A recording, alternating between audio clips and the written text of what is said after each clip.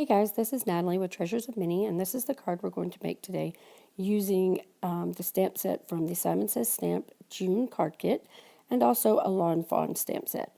So I'm going to be using the flowers that are separate, and this one is Elfie Selfie, and we're going to use the elephant and the balloon. So with some VersaFine ink and some Canson XL watercolor paper, I'm just going to stamp out my little scene. Starting out with the elephant and the balloon because that's the biggest part. While that balloon is drying, I'm going to stamp some of the bigger flowers around throughout my scene. I don't really have a rhyme or reason. And you'll see in a second that right up here I accidentally get some of the ink on my paper. So with this cool Tombow Mono eraser, I erased the ink off of my paper, and I love this little eraser. So now that that balloon, I'm pretty sure, is dry, I'm going to go ahead and mask it off. I just cut it out with some sticky note. And I'm going to stamp 2 more balloons, and with a black jelly roll pen, I'm going to draw in the strings of the balloon and kind of finish where that one stamp skipped. I'm going to add a couple of more of the larger flowers, and then I'm going to go back in and add the smaller ones, just wherever I feel like it needs to be. And then there's also a little bubble that was in that stamp set from Simon Says Stamp as well, and I'm going to stamp it around. So now I'm going to start watercoloring, and this is just a laminated piece of white paper that I'm using as a palette, and I have put out my Distress Oxides all over it. I'm using it as a palette. So this first flower I'm actually going to use the Wink of Stella to paint with, but I do change that after this flower. So this is fossilized amber that I'm using right now. And then to give the flower a little more depth, I'm going to come in with some fired brick. And right now you'll see I'm just making sorry, I got a little ahead of myself. You can see how pretty and shiny it was. But now I'm going to come in with the fired brick. And you can see I'm just making like tiny little strokes, adding it to the base and then kind of blending it out. Some of them left really harsh lines, so I went back in with the fossilized amber and tried to blend that. But I decided I didn't really like how well it was working, so on this one, I'm going to change to my paintbrush. Now, the wetter your paint, the more water your paintbrush has on it, the lighter the color will be.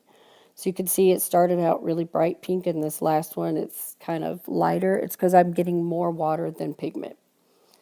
But now I'm going back in with the Wilted Violet, and you can see here I'm actually putting dots down. I'm not doing strokes.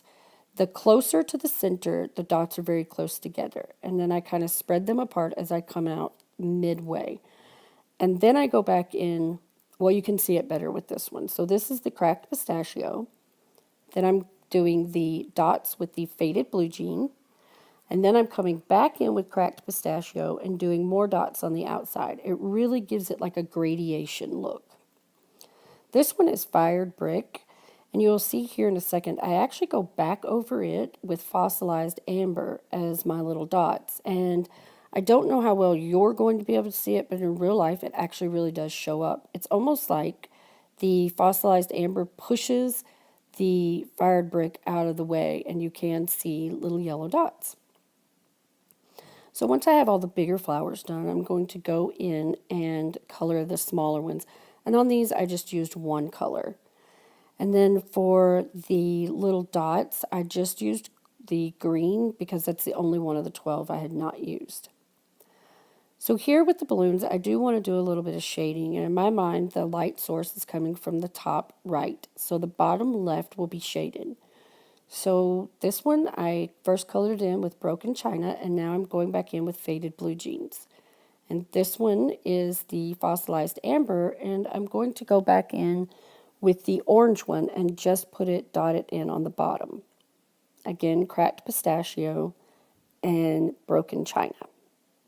And I really like how this turned out. I have found that dotting in the color works better than trying to blend in the color as far as watercolor goes. So now for the elephant. This one didn't come out near as good as the first one I did. But with my color very dark, I lay it down in my shadow areas first. And then I add a little bit more water to the paintbrush to kind of lighten the color, and I come back in and try to blend that out. Now on this elephant, I don't know if it was because I was watching TV and not paying as much attention, but it did not work near as well as it did on my first one. So you can see here I'm kind of deciding where I want the darkest areas to be. And then I just add more water to my brush the lighter I want the iced spruce to be.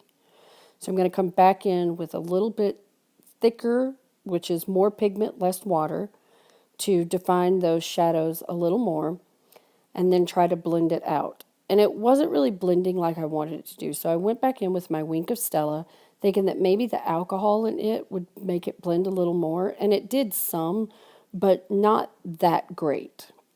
I mean, I'm not trashing the cards, I'm still going to send it, but it really isn't as pretty as the first one.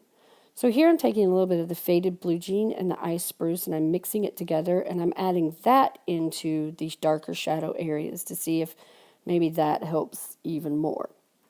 So in a second, I'm going to show you the other elephant that I did, and you will see there is a pretty big difference in the blending of the ice spruce and creating shadows and the faded blue jean. So you can see this one here. It did so much better, and I really do think this is because I was not really paying attention. So I wanted to make a little bit of ground for my elephant to stand on, but I'm terrible at making it straight, so I used my ruler. And there's two browns that is in the 12 colors, and I'm using both of them, and I know one is Vintage Photo, and I think the other one is Walnut Stain. I'm using the lightest one first, defining my area, and then coming in with the darker and adding it a little bit closer. Then with a very light, watered-down mixture, I finish out the ground. And I'm doing the same thing for the sky with Broken China and Faded Blue Jeans. First I went in with the Broken China, very lightly scattered some clouds around, and then a little bit with the Faded Blue Jeans. So here's what we have done. I'm going to add this to a top folding card base, which is black. And then I'm using this paper that came in the Simon Says Stamp card kit from the pattern. And this one actually came from Hero Arts. And I'm going to layer these onto the card base. I stamped Celebrate with the pink oxide ink, and then I cut out 2 more strips of different widths. And I'm going to make like little banners. So I kind of laid them on my card to see how long I wanted it. And then I'm going to fishtail the end of it, as you can see me do right here. And I'm going to pop this up on some dimensionals. But this is kind of how I want it to be. So I'm popping it up on the dimensionals here, and I'm putting it about where I think it needs to be on the card. And then for the pink banner, I'm going to glue that with Tombow Mono straight onto the black one. But then for the one that I stamped Celebrate on, I'm going to make it a little bit shorter, and I'm going to pop that up on some dimensionals as well.